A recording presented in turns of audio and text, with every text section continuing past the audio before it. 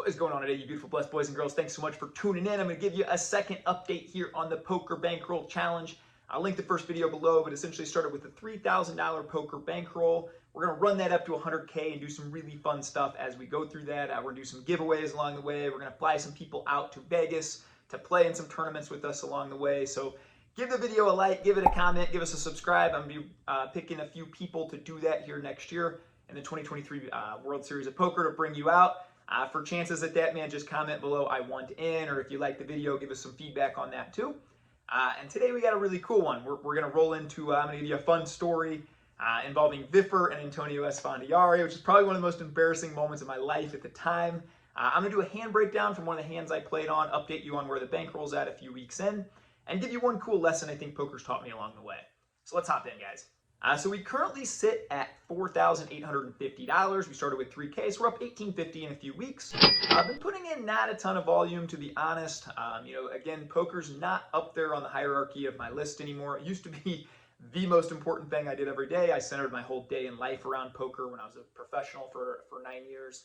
It's not like that anymore. I usually, I've got a lot of other things I'm going to hit every day as far as my business, as far as my family, as far as filling myself up, hitting the gym, hitting all these things, and then when all those things are done, I'll play poker at the end. I usually play 4 or 5 days a week at this point. I will be playing more as my kids will all be in school in about 9 months, and I think that'll free up probably 6-7 more hours to get a chance to grind more.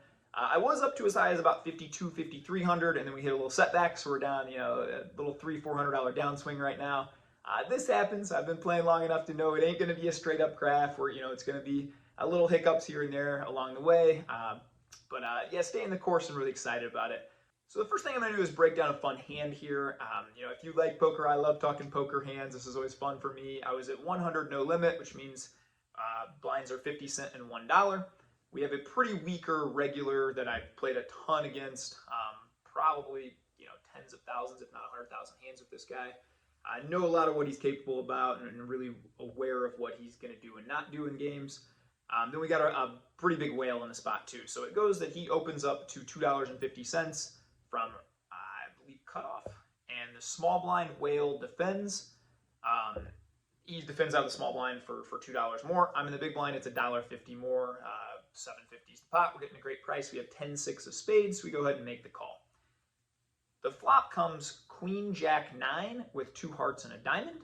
So we got to open it at straight draw, but alarm bells are already going off as we could be in big trouble. He can definitely have King 10. He can definitely have a lot of better hands than us. We don't have any backdoor flush draw, so it's already kind of a scary spot. And you got one that you need to proceed cautiously. I'm not just going to be bombing out in a lot of these spots. Oh, I'm open-ended. Whale checks, we check, and it goes to the reg. He bets about 40% pot here, which I think he'll do with, a fair amount of holdings. The whale calls, and we really have no other play. It's like $4 here, and now we're getting 5 to 1 on our money, something like that. Open-ended draw. We're going to make the call. So we do. The turn is the 7 of diamonds. Now it brings 2 flush draws. We got diamonds and hearts, neither of which we have. We do have the straight now. We still lose to King 10. So we don't have the nuts, and it's still possible for both of our opponents to have the nuts, although I think very less likely for the weak reg, and I'll tell you why here in a second. But we both check, and now he bets half pot. Now, here's my rationale on this hand. The whale folds right away, and so now it's on us. And I think at this point we're very likely to be chopping. I know this player really well. I don't think he's even capable. I don't think he's going to bet a set here. I just think he's going to try and check it back in position and try and pair the board and win a really big pot. I also think if he has King 10 here with the whale in the pot, he's going to bomb pot here. He might even go over pot, 140%, 150%, because he knows if that whale's got a 10, or really if I have a 10, it's going to put me in a really tricky spot. I don't think he's thinking along those lines necessarily, but he knows for sure where most of his money is coming from is that whale. And if that whale has any 10 and he's got King 10 and got him nutted, we still have 140 big blinds behind all of us, and so he's going to want to just mash this pot and get all that money in. So when that comes back to me, I kind of think about this, and I think there's a decent chance for chopping. I can also still be getting free rolled here, though, as there's 2 flush draws. Is a possibility that maybe he's got one of those flush draws, and so he's just betting half pot, and hey, if he gets there now, he'll bomb on the river. So I go ahead and make the call and figure we'll reassess on the river, thinking it's very likely that we're just chopping. The river's a really interesting one. It comes to 3 of diamonds, so the backdoor flush did get there. I check to him, and now this is where the spot becomes very, very critical here. he bets somewhere in the neighborhood of 35 to 40% pot. Now again, I think this screams here, I just have a naked straight. I'm a little bit afraid of the flush. And look, when you play in bigger games, guys will not make these kind of errors. But this guy is nowhere near balanced here. I think he gives away the strength of his hand with his bet size, and a lot of players at these lower stakes will do this, and you can really capitalize, take advantage of it. And I think that's why I win very consistently, is just spots like this. So again, if he hit that backdoor flush, what's he going to be thinking? He's going to be thinking on terms of, well, if he has a 10, he's going to pay off an 80, 90, 100% pot bet. I'm going to get greedy and go for more money. And so a lot of players think like this. It's not super flawed, but if you're going to think like that, then you also have to stay balanced and have bluffs in that spot and be, so I can't take advantage of it. But I've played again, close to 100,000 hands with this guy probably. And when he bets 35, 40% there, I'm yet to see him have a spot where he's inducing me to come back over the top, where he has the nut flush or he has something like this. It's very possible I can have the nut flush. I can have a lot of combos that ended up here. I'm the second guy to call, getting great odds. I can have a pair and a backdoor flush draw. I can have a lot of these things. And so when he bets that 35% pot, I go ahead and rip it in for about 90 more big blinds. Back to him, I go all in. I don't have a blocker here. I think this is important to note. I think a lot of these times these poker GTO wizard solver guys say, well, you got to have the right blocker to make the move. You got to have this or that. This would be better to do with, a 10 and the ace of diamonds or something like this. But again, this is so player specific, and I'm not saying to just go do this all the time, but when I know my opponent so well, I don't need to have those things. I can just know by his bet sizing here that a good, I think 99% more percent of the time, he's very capped here to naked flush and we're chopping. So rather than call, I'm going to put him to the test, and now, he's going to have to call for his stack to try and win half the pot.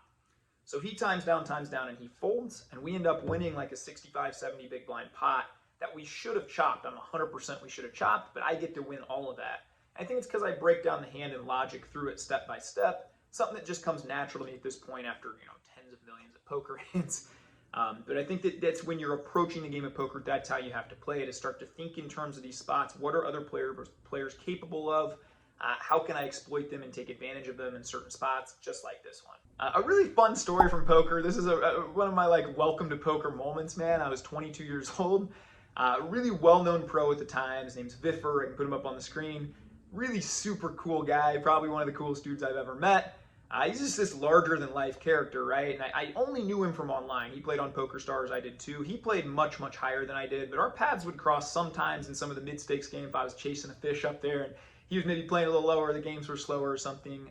But we became friends, and we started talking on AOL Instant Messenger, and I kind of knew this guy pretty well. Well, it came a spot where he was wanting to play a lot bigger, and he needed that same day something like $30,000, $35,000 sent to him on PokerStars.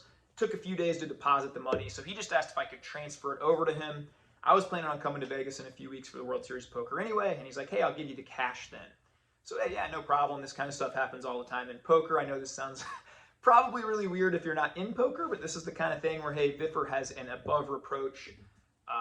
Nobody's ever questioned this guy of stealing or doing anything shady. He's been around the game for a long time, and the first time you kind of screw somebody over like this in poker, your reputation goes downhill, you never get it back. He was, I didn't really think twice about this, honestly. So I sent him $35K. He goes on to probably kill the game or do whatever he's going to do. So in a few weeks, I fly out to Vegas. I'm at the World Series. I land. I text him. I say, hey, man, I want to come pick up that cash and those chips. He says, okay, cool, Ty. Come meet me at Bellagio. I'm in Bobby's room. I'm playing right now. There's a group of guys, but just come, tap me on the shoulder. Tell them you're here to see Viffer. I'll give you your cash. I got it waiting for you.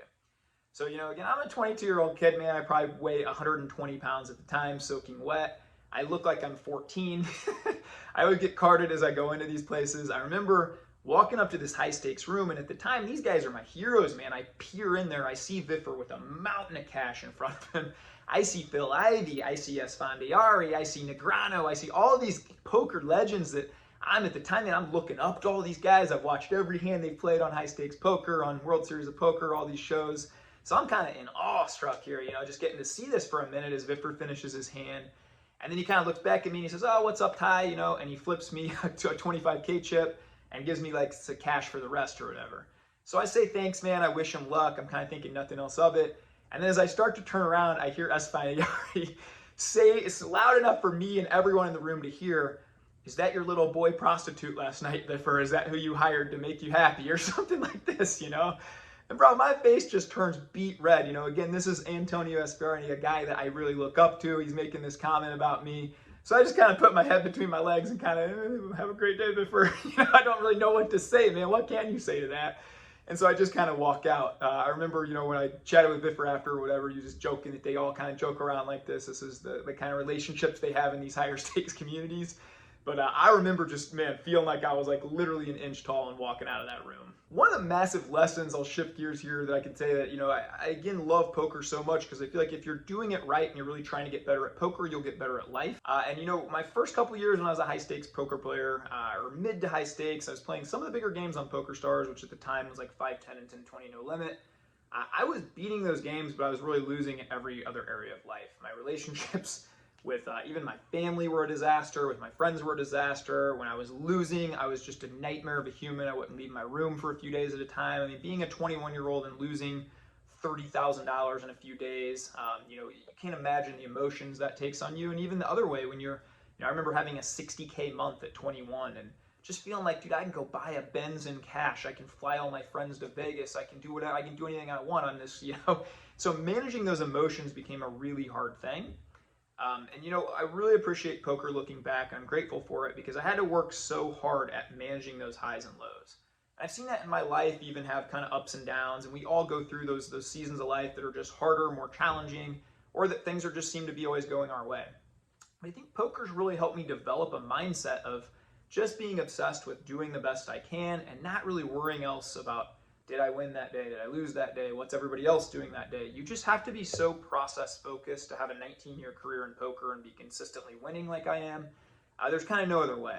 And you know, my first couple of years, I punched holes in doors. I smashed and broke a few iPhones. I had bad tilt issues. And I remember sitting down with myself one day when I was about 23 and saying, you know what, I make really good money doing this, but I'm not going to do it anymore unless I can actually figure this out. You know, I think I scare some of the people around me when we're playing and I start smashing a laptop or beating a door in, and I just don't want to be this kind of person. And so I worked really hard for the next couple of years at when I would lose a pot, I would actually say out loud, you know, I'm grateful that fish play poker because if they didn't and they never got lucky, I wouldn't be able to do this. And I just built the habit up of saying, you know, I'm not going to get upset at these things I can't control. And if I do, I'm not going to play poker anymore. And so really worked hard to cultivate that mindset to just taking a bad beat and shrugging it off.